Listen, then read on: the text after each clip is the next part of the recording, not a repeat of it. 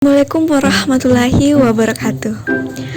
Salam sejahtera untuk kita semua. Perkenalkan, nama saya Nurul Lutfia Rusdi, NIM 21071502070 dari kelompok 3. Nah, di sini saya akan menjelaskan materi yang berjudul orientasi seksual pada laki-laki. Menurut Nevitt, orientasi seksual berhubungan dengan arah ketertarikan seksual seseorang terhadap anggota gendernya sendiri ataupun gender lain. Sesuai dengan keterangan tadi, bahwa orientasi seksual adalah keadaan di mana seseorang dapat tertarik kepada orang yang berlawanan gender ataupun yang sesama gender. Dengan kata lain, orientasi seksual adalah sebuah kunci di mana orang tua dapat mengendalikan anaknya agar tetap berada pada kondisi yang normal. Adapun macam-macam orientasi seksual secara umum itu ada 3. Yang pertama heteroseksual, kedua homoseksual, dan ketiga biseksual. Seorang psikolog bernama Irfan Fahmi menjelaskan bahwa heteroseksual adalah keadaan yang normal, yaitu antara laki-laki orientasi seksualnya dengan perempuan ataupun sebaliknya. Perempuan memiliki orientasi seksual terhadap laki-laki. Nah, keadaan persilangan inilah yang dikatakan sebagai orientasi seksual yang normal. Karena kenapa? Pada dasarnya, setiap makhluk hidup dapat berkembang biak karena adanya sebuah persilangan. Nah, jika persilangan itu tidak dilakukan, maka tidak akan bisa berkembang biak. Namun, dengan berjalannya waktu, manusia menciptakan sebuah alat yang biasa kita sebut dengan bayi tabung. Pada awalnya, teknologi ini digunakan untuk membantu para pasangan yang kesulitan untuk memiliki anak. Tapi saat ini berkembang menjadi alat yang bisa membantu pasangan homoseksual untuk melakukan anak dari gen mereka sendiri. Saat ini telah banyak bermunculan fenomena-fenomena terkait dengan LGBT atau biasa kita sebut lesbian, gay, biseksual, transgender. Meskipun telah banyak bermunculan, tetapi sampai saat ini LGBT masih dianggap menyimpang serta melanggar norma-norma yang ada di dalam masyarakat. Masyarakat lebih menerima keadaan seseorang untuk menjadi heteroseksual. Nah, permasalahan kini dihadapi oleh kaum LGBT khususnya di Indonesia, yakni mengenai keberadaan kaum LGBT yang masih dirasa asing untuk diterima di lingkungan masyarakat awam. Terdapat beberapa dampak negatif yang karena perilaku LGBT. Yang pertama yakni dari segi kesehatan. Perilaku seks yang dilakukan oleh kaum LGBT berisiko terjangkit virus HIV atau AIDS. Yang kedua yakni moralitas, yang mana dalam agama, terutama agama Islam, sangat melarang perilaku tersebut. Selain itu, norma di masyarakat pun menganggap bahwa perilaku LGBT merupakan perilaku yang tidak baik. Yang ketiga yakni sosial, di mana perilaku gay dan lesbian tidak bisa menghasilkan keturunan serta mengakibatkan kerusakan pada keluarga. Jika perilaku tersebut dilegalkan, maka di masa yang akan datang akan terjadi kepunahan spesies. Dan yang keempat yakni keamanan.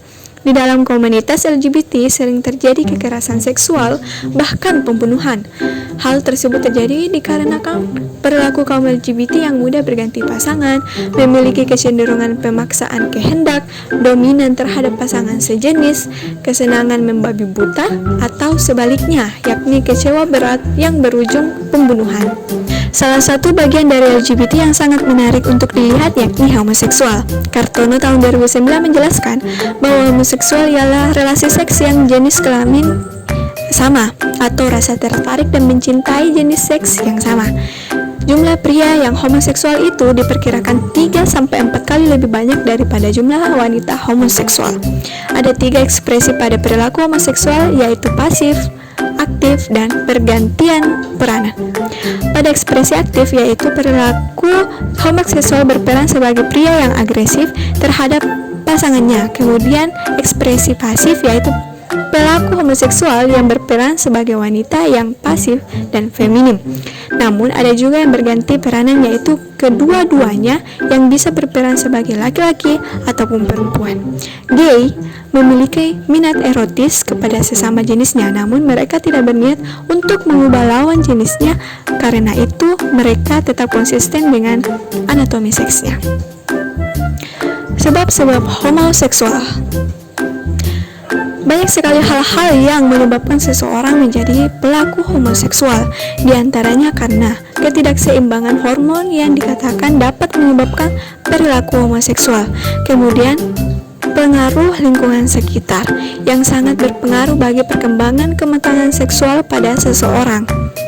Lingkungan yang baik akan membawa pengaruh positif dan tidak mempengaruhi untuk melakukan hal-hal yang menyimpang, karena semua yang terjadi tidak lepas dari peran lingkungan sekitar.